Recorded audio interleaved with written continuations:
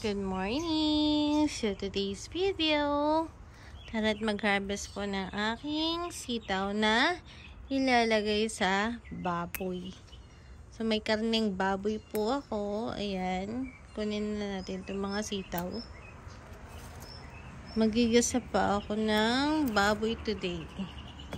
So ayan, may sitaw na ako na ilalagay natin mamaya. So, kunin na natin to para hindi na tumanda. Ayan. So, ito pa.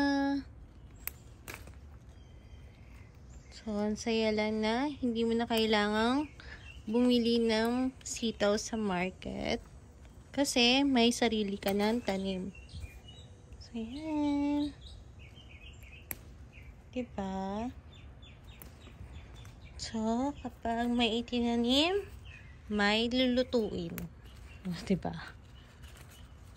Ayan. Marami na rin. Kunin natin. Kahit maliit pa. Ay, wag na yan. Saan pa? Dito pa. Kunin natin yan.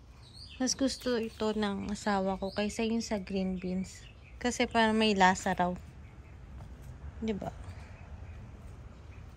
Yan, kunin natin. Saan pa? Wala na yata. So, ito. At saka may kinuha na rin ako dito. Ayan. Diba?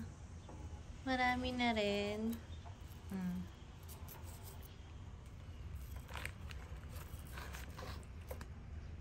Pwede na.